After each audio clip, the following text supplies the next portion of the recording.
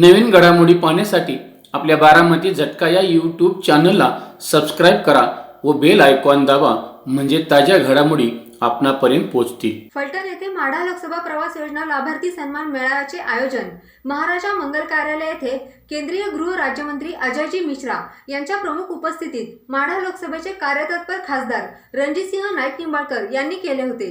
या कार्यक्रमाला माढा लोकसभा प्रवास संयोजक बाळाभाऊ भेगडे, माढा लोकसभा प्रभारी माजी आमदार प्रशांत मालक परिचारक, माढा लोकसभा संयोजक सातारा जिल्हा सरचिटणीस जयकुमार शिंदे, विश्वासराव भोसले, सुशांत निंबाळकर, ॲडव्होकेट प्रियदर्शनी कोकरे, धनंजय साळुंके पाटील, बाळासाहेबांची शिवसेना पक्षातील विराज खराडे, शरद झेंडे, अशोकराव जाधव, बजरंग नाना गावडे, अमोल सस्ते, सौ उषा राऊत, अमोल रणवरे आदींसह प्रशासनातील जिल्हाधिकारी, पोलीस अधीक्षक, प्रांत तहसीलदार, गटविकास अधिकारी, मुख्य अधिकारी यांच्यासह भाजपचे पदाधिकारी, नेते, कार्यकर्ते व विविध योजनेचे लाभार्थी मोठ्या संख्येने उपस्थित होते.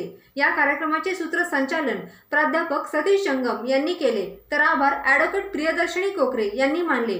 यावेळी केंद्रीय गृह राज्यमंत्री अजयजी मिश्रा बोलताना म्हणाले, प्रवास योजना के अंतर्गत आज के इस लाभार्थी सम्मेलन में उपस्थित आपके लोकप्रिय सांसद श्री रणजीत सिंह निंबाळकर जी, भारतीय जनता पार्टी महाराष्ट्र के लोकसभा प्रवास योजना के प्रदेश प्रभारी श्री बाळासाहेब भेगड़े जी, इस लोकसभा प्रभारी के तौर पर काम कर रहे श्री प्रशांत परिचारक जी, माननीय विधायक श्री विश्वनाथ भोसले जी, श्री जयकुमार शिंदे जी, संयोजक लोकसभा प्रवास योजना श्री सुशांत निंबाळकर जी, श्री विराज खराड़े जी, श्री धनंजय जी, कार्यक्रम में उपस्थित भारतीय जनता पार्टी की महिला मोर्चे की जिला पदाधिकारी, तालुका के पदाधिकारी, भारतीय जनता पार्टी के सभी तालुका अध्यक्ष, सर्व पदाधिकारीगण, उपस्थित सभी सम्मानित लाभार्थी भाइयों बहनों और पत्रकार मित्रों की बात आई है तो आज मराठी पत्रकारों का दिवस भी है। मैं उन सबको बहुत बधाई देता हूँ, उनको शुभकामनाएं भी देता हूँ। अभी कुछ लाभार्थी भाइयों बहनों से उनके अनुभव जानने का भी अवसर मिला और मुझसे पूर्व आपके माननीय सांसद और प्रदेश के प्रभारी ने अपने उद्बोधन में बहुत सारी बातों को आपसे और हम लोगों की जानकारियों को साझा किया। निश्चित रूप से जब हम किसी भी व्यक्ति के जीवन में जो आम जरूरतें होती हैं तो उनकी बात करते हैं तो सबसे पहली बात आती है कि आदमी तंदुरुस्त रहे, स्वस्थ रहे, उसको बीमारी ना हो, पढ़ाई लिखाई उसके बच्चों की ठीक हो जाए, उसके पास घर हो रहने के लिए, घर में जरूरत की चीजें हो, टॉयलेट हो, किचन में गैस का सिलेंडर हो, पीने का साफ पानी हो, बिजली का कनेक्शन हो, ये सारी चीजें किसी भी व्यक्ति के जीवन में अत्यंत जरूरी होती है, आवश्यक होती है। हमारे देश की आजादी 1947 में हुई थी। मोदी जी की सरकार पहली बार पूरे बहुमत से भारतीय जनता पार्टी के नेतृत्व में 2014 में आई। आजादी के 67 साल हो चुके थे, लेकिन उन 67 सालों के बाद भी इस देश के ऐसे 50 करोड़ लोग जो निरंतर हर रोज आम आदमी से ज्यादा मेहनत करते थे, आम आदमी से ज्यादा परिश्रम करने के बावजूद अपने परिवार की जरूरतों को पूरा नहीं कर पा रहे थे। उसका बड़ा कारण था, जहां एक तरफ राजनीति के क्षेत्र में ऐसे नेता काम कर रहे थे जिन्होंने जाति के नाम पर, धर्म के नाम पर चुनाव तो जीते, लेकिन चुनाव में जिन लोगों ने वोट दिया उनके बारे में उन्होंने चिंता नहीं की। अभी हम लोग हमारे सांसद जी का भाषण भी मैंने सुना, आपके प्रदेश के बहुत बड़े नेता हैं, नाम मिले शरद पवार जी, कृषि मंत्री में रहे, अनेक मंत्रालयों का काम संभाला और अभी जो भारतीय जनता पार्टी से गद्दारी करके सरकार बनी थी उसमें मुख्यमंत्री की कुर्सी पर तो भले कोई बैठा हो, लेकिन इस प्रदेश का असली मालिक शरद पवार जी ही थे। उन्होंने आपके क्षेत्र को या इस प्रदेश को कुछ दिया? कुछ दिया? पहले बताओ, कुछ दिया? नहीं दिया।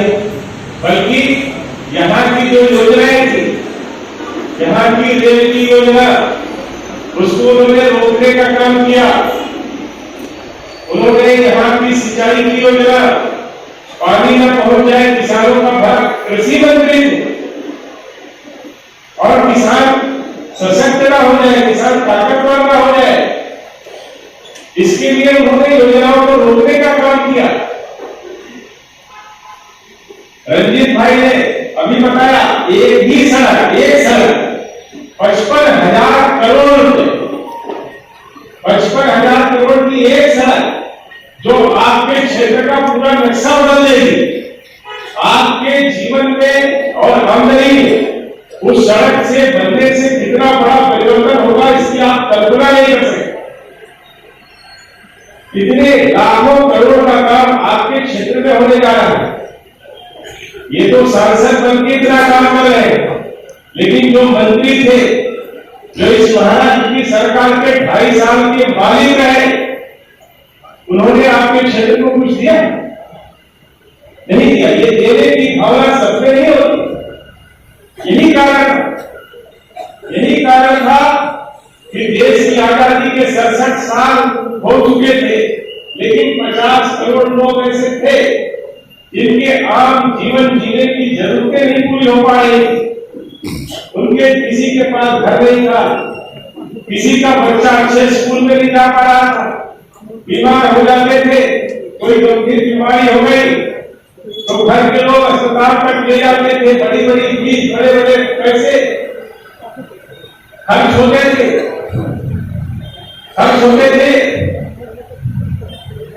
तो उसके कारण हिम्मत नहीं करते थे कि अस्पताल ले जाए, घरों में शौचालय नहीं थे। आज आप कल्पना करिए, अभी हमारी सरकार आए 8 साल से थोड़ा ज्यादा समय, इस काल में 10 करोड़ से ज्यादा शौचालय पूरे देश में बने, 10 करोड़ से ज्यादा। कितने परिवार होंगे जिनके पास शौचालय नहीं? 3 करोड़ से ज्यादा घर बन चुके हैं, अभी भी घर बनाने हैं। 8 करोड़ से ज्यादा बहनों के गैस के सिलेंडर ऐसे परिवारों में हमने दिए। 1 लाख से ज्यादा गांव में जहां बिजली नहीं थी, सड़कें तो आप देखिए, कल्पना नहीं कर सकते थे। जहां जाना होता था तो पहले से हम लोग योजना बनाते थे कि 100 किलोमीटर जाना है, अगर अच्छी गाड़ी है, बस की है, तो भी कम से कम 4 से 5 घंटा लगता है। आज सड़कों पर आप देखिए, जाने का समय आधा रह गया, आपका समय भी बच रहा है।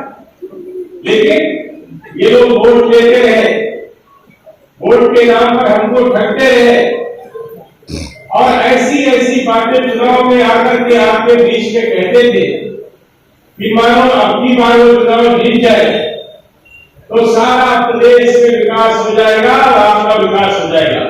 लेकिन चुनाव के बाद कोई आपकी तरफ दोबारा देखता नहीं, और जब फिर चुनाव आता था तो कहते थे अब की बार अच्छा दो, अब की बार कर दो।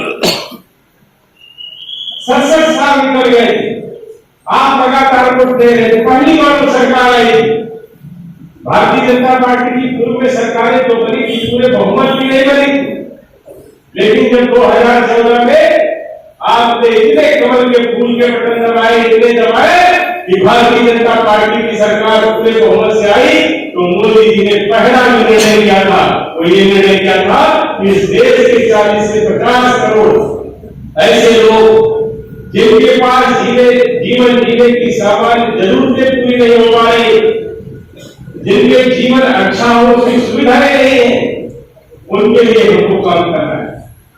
मुझे याद है मैं भी 2014 में पहली बार लोकसभा में गया। लोकसभा के सांसदों की बैठक मोदी जी ने पार्लियामेंट के सेंट्रल हॉल में की और उस बैठक के दौरान उन्होंने इस बात को कहा और बड़े सामान्य तरीके से उन्होंने हम सब सांसदों से कहा कि आप लोग सब चुनाव जीत कर आए हो, आप लोग बहुत खुश हो गए, खुश हो ना?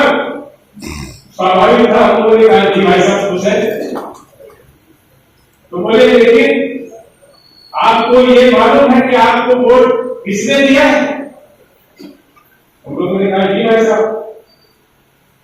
बोले इतना बड़ा बहुमत मिला है तो आपने कुछ योजना बनाई होगी, कुछ योजना बनाई होगी कि पूरी मेहनत की है, इतना बड़ा बहुमत मिला है तो आप थोड़े दिन कहीं घूम आए हैं। किसी सांसद ने बनाया होगा कि विदेश घूम आए, कोई तीर्थ यात्रा पे निकल जाना चाहता होगा, किसी को लगता होगा कि एक चुनाव जीत लिए 5 साल तो कोई खास बात है नहीं, तो थोड़ा आराम कर लिया जाए। तो सांसदों को कुछ सुगबुगाहट हो गई कि मोदी जी कुछ कहने वाले, तो सब लोग चुप भी रहे, कोई कुछ बोला नहीं। तो बोले बताओ भाई, तो बोले नहीं भाई साहब ठीक है, ये ऐसे करके। तो मोदी जी ने कहा कि 2 रास्ते आपके पास, एक रास्ता सरल है, जैसे हमारे दूसरे राजनीतिक दल करते रहे, कांग्रेस के लोग हो, एनसीपी के लोग हो, ये जो करते रहे ये 5 साल भूल जाते थे जनता को, काम करने के उनके वादे याद नहीं रहते थे। आप वैसा भी कर सकते हैं, आप आराम से रह सकते हैं 5 साल, अब आपको कोई हटाने वाला नहीं। लेकिन दूसरा रास्ता अच्छा रास्ता है जो जिस पर मैं चलने वाला, आप में से कितने लोग मेरे रास्ते पर चलेंगे? हम लोग पूरी बात नहीं जानते थे, लेकिन हमारे नेता ने कहा तो लगभग सभी लोगों ने हाथ उठा दिया, नहीं पैसा हम आपके साथ। उन्होंने कहा ये सरकार जो 2014 से 2019 तक काम करेगी, ये हमारे कमजोर वर्ग के लिए ऐसे 50 करोड़ लोगों की सरकार होगी जो लोगों की एक जरूरत का ख्याल रख करके उनकी कैसे जरूरतें पूरी हो, उनका जीवन कैसे अच्छा हो, इसके लिए काम करेंगे। तो क्या आप हमारे साथ इस काम को करने के लिए तैयार? सारे सांसदों ने स्वाभाविक रूप से कहा और वो सरकार भारतीय जनता पार्टी के प्रधानमंत्री ने मोदी जी के नेतृत्व में जो सरकार बनी, उसने पहला लक्ष्य तय किया कि उन 50 करोड़ लोगों को उनका अच्छा जीवन हो, उसके लिए जो स्वाभाविक जरूरतें हैं वो हमको सबसे पहले पूरी करनी। उसी क्रम में उन्होंने कहा कि सबसे पहली बात है आदमी स्वस्थ हो। उन्होंने स्वास्थ्य बीमा योजना, प्रत्येक परिवार ऐसा जो इलाज का खर्च नहीं उठा सकता, आपके ही जिले में 5 लाख से ज्यादा ऐसे परिवार जिनको स्वास्थ्य बीमा योजना के माध्यम से 5 लाख रुपए, परिवार में कोई व्यक्ति बीमार हो जाता है तो उसके इलाज के लिए फ्री इलाज की सुविधा उपलब्ध हो, ऐसे हम लोगों ने काम किया। उसके साथ साथ जनौषधि की भी बात की। जनौषधि के माध्यम से आपकी जरूरत की दवाएं हैं उनकी कीमत कम हो, और वो कीमत ये नहीं जिनको 4000 की दवा लगती थी एक महीने में, अब 600-700 रुपए में काम चलता है। ऐसी दवाएं जो हार्ट की बीमारी के लिए, स्ट्रोक के लिए, किडनी के लिए ये बहुत जरूरी होती थी, उन बीमारियों को जो बहुत महंगे इलाज होते थे, बड़ी महंगी दवाएं मिलती थी, वो पहले दवा की कंपनियां नेताओं को बहुत सारा पैसा दे करके उसके रेट तय करा देती थी। बल्कि आप लोगों का अगर पहले का अनुभव होगा, जो बुजुर्ग लोग होंगे, कि यहाँ के नेता बहुत सारे कई बार पैसा लेके जाने क्या क्या निर्णय करते थे। आज वो भ्रष्टाचार पूरी तरह समाप्त हो गया और हमने वो चीज भी अपने हाथ में ले ली कि हम दवा के दाम में भी कंट्रोल करेंगे। आज लोगों का जो पहले के समय में अगर हमारी हेल्थ पर 100 रुपया खर्च होता था 2014 में, तो सरकारी अस्पताल से मिलने वाली दवा, सरकारी अस्पताल के डॉक्टर की फीस अगर आप जोड़ लेते तो भी 2014 में 100 रुपए में से 70 रुपया आपकी जेब से जाता। और आज साल में हमने इतना परिवर्तन कर दिया है कि अब 100 रुपया में से केवल 35 रुपया आपकी जेब से जाता है, 65 रुपया 100 रुपया में खर्चा वो सरकार उठा रही है, मोदी जी की सरकार उठा रही है। इस तरह की व्यवस्थाएं हमने की है। डायलिसिस सेंटर हर जिले में हमने बनाए, हर जिला केंद्र पर डायलिसिस का सेंटर है। 1 रुपए में डायलिसिस होती है, 1 रुपए में सीटी स्कैन होता है, जो बाहर 4000 से 10,000 रुपए खर्च होता है। इस तरह से उन्होंने व्यक्ति का स्वास्थ्य अच्छा है, उनके बच्चे अच्छे स्कूल में जाए, अच्छी शिक्षा ग्रहण करें, इसकी व्यवस्था की। स्कूल से लेकर के यूनिवर्सिटी और अलग अलग तरह के विशेषज्ञ स्कूल, स्किल डेवलपमेंट कोई बहुत शिक्षा नहीं पा पाया है, तो जितनी शिक्षा पाई उसके अंदर जो योग्यता क्षमता है उसका स्किल डेवलप करके उसको इस योग्य बनाना। और उसके साथ साथ आपके पास घर नहीं तो घर मिले, घर में सारी चीजें हो, बिजली हो, पानी हो, गैस का सिलेंडर हो, शौचालय हो, गांव तक सड़क हो, और बिजली के पानी के साथ साथ ऐसी सारी सुविधाएं। जैसे हमारे किसान भाइयों ने कई लोगों ने यहाँ पर बताया कि उनकी 12 किस्तें आ गई। ये कोई बहुत बड़ा योगदान हम नहीं कर रहे, लेकिन मोदी जी ये मानते थे, कहते थे कि आपको क्या मालूम। कई लोगों ने कहा कि भाई साहब क्या होता है, कहते कि आपको नहीं मालूम, मैं गरीबी से निकला हूं। ये मोदी जी का कहना, मैं जानता हूं कि एक पैसे की कीमत कितनी होती है, कभी कभी वो पैसा कितना काम आता है। और उन्होंने किसानों के सम्मान के लिए प्रति वर्ष में 3 किस्तें 2-2 हजार रुपए की यही निर्णय किया। भले हम उनकी पूरी मदद नहीं कर पा रहे, लेकिन उनके कुछ काम तो आ रहे हैं। ये भावना उनकी स्वस्थ हो, शिक्षित हो, घर मकान हो, अनाज की आप देखेंगे लगातार 3 किलो चावल, 2 किलो गेहूं ऐसे फ्री करके और बाकी राशन में आपको मिल रहा है। दुनिया में बहुत सारी एजेंसी थी जो कहती थी हिंदुस्तान बहुत बड़ा देश है, हिंदुस्तान में कोविड में लाखों लोग भूख से मर जाएंगे, लेकिन दुनिया में कहीं मरे होंगे। लेकिन भारतवर्ष आज सीधा ठोक करके कह सकता है कि कोविड हो या दूसरा कोई कारण हो, हिंदुस्तान में पिछले 5 साल में कोई आदमी भूख से नहीं मरा, भूख से किसी को मरने नहीं दिया। 4 लाख करोड़ रुपया उसने खर्च हुआ, लेकिन उन्होंने कहा इस पैसे पर सबसे बड़ा अधिकार उन जरूरतमंद लोगों का है, ये बड़े आदमियों का नहीं है, उन रईसों का नहीं है, उन नेताओं का नहीं है जिन्होंने भ्रष्टाचार के लिए होकर के न केवल देश को पीछे छोड़ दिया बल्कि देश के विकास को अवरुद्ध किया और वो धीरे धीरे मजबूत हो गया।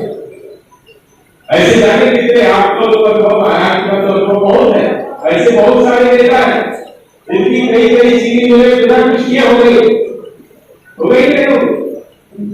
बिना कुछ किए जाने कितनी चीजें मिली हो गई, या किसी ने मेहनत करके खड़ा, किसी ने किया कब्जा को दूसरा कर। इस तरह के नेता जब रहेंगे तो देश के लोगों के लिए अच्छा काम करने की उम्मीद मुझसे हम नहीं कर सकते। मोदी जी ने इसीलिए उदाहरण दिया था सबका साथ सबका विकास। अब हमारे विरोधी परेशान,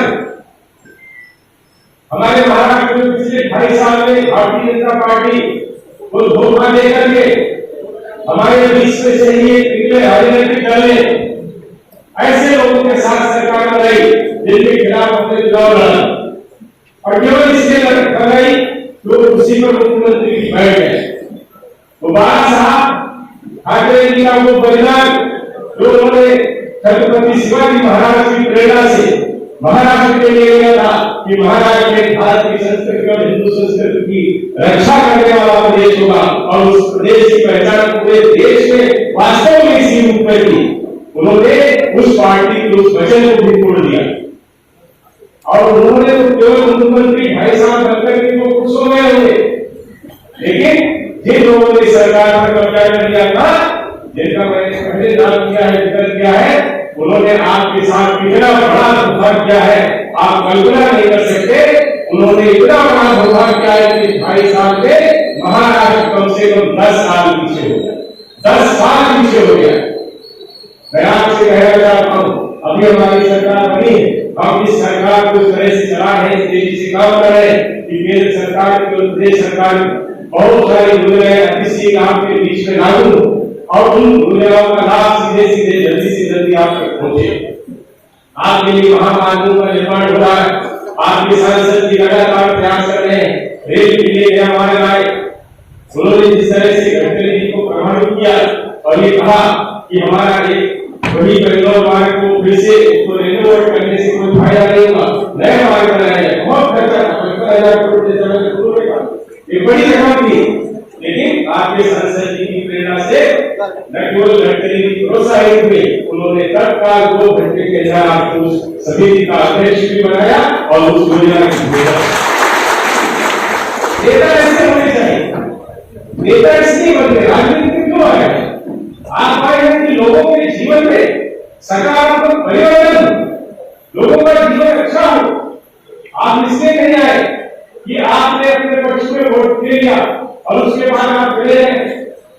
हमारे संसद जी हो या हमारी पार्टी हो, हमारे नेता अदानी काला जी यहाँ पर बैठे, प्रसाद जी बैठे, ये लगातार क्यों परिश्रम कर रहे हैं? भारतीय जनता पार्टी का एक कार्यकर्ता हमारे यहाँ पर बैठे, महिलाएं बैठी, इनका निरंतर ये प्रयास रहता है कि दूध तक भी हमारे छोटी परिवार इस तरह के हैं जो छूट गए, उन सारी चीजों को हमको छूना चाहिए।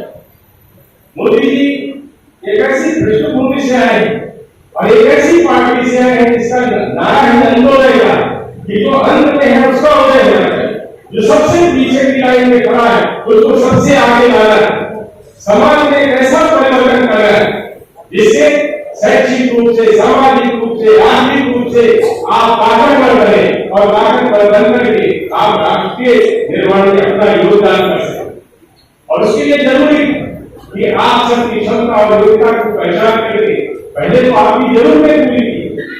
हमारे इसी तरह के बहुत सारे प्रसंगों को मोदी जी ने चुना और उन प्रसंगों के माध्यम से वो लगातार ऐसे प्रयास कर रहे हैं कि हमारा देश आगे बढ़े और देश के लोगों के जीवन को परिवर्तन है। आप लोगों से मिलकर के बहुत खुशी हुई, आपके अनुभव हम लोगों ने जाने, इस तरह से जानकारियां आई, उनको हम लोग शेयर करने और जो कठिनाइयां हैं उन कठिनाइयों को दूर करके और भी जल्दी आपके पास कोई योजनाएं होंगे, उनके लिए हम काम करते हैं।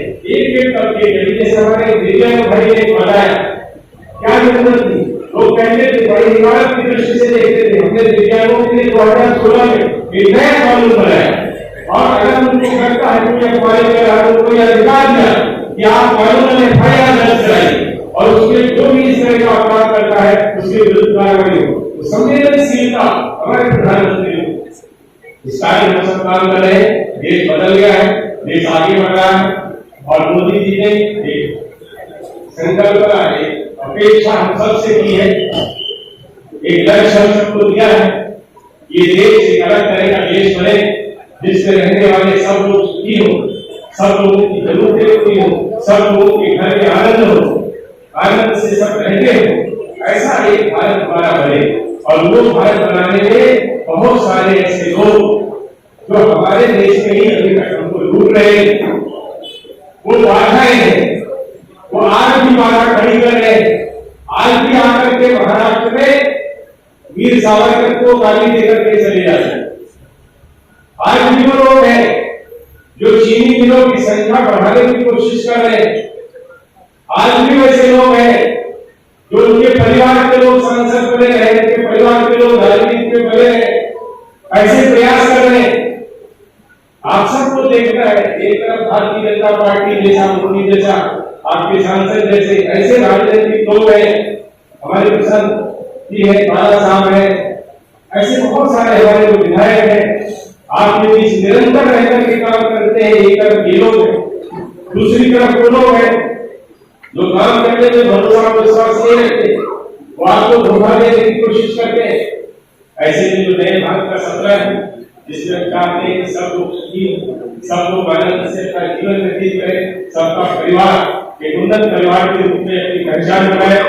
आप सबसे मेरी अपेक्षा है कि आने वाला समय कठिन है, राजनीतिक विरोधी जिनकी गतियां छिन गई हैं वो परेशान, वो परेशानी उनकी कैसे कटे, वो निरंतर उसी के बारे में सोचते हैं, तरह तरह के षड्यंत्र रचते हैं, झूठ बोलते हैं, बाधाएं खड़ी करने की कोशिश करेंगे, आपके बीच में भी आकर के आलोचनाएं करेंगे।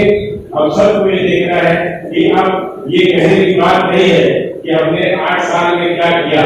अब हम डंके की चोट पर कहते हैं कि 8 साल में हमने इतना काम किया है जितना किसी भी पार्टी, किसी भी सरकार ने पिछले 67 साल में नहीं किया था।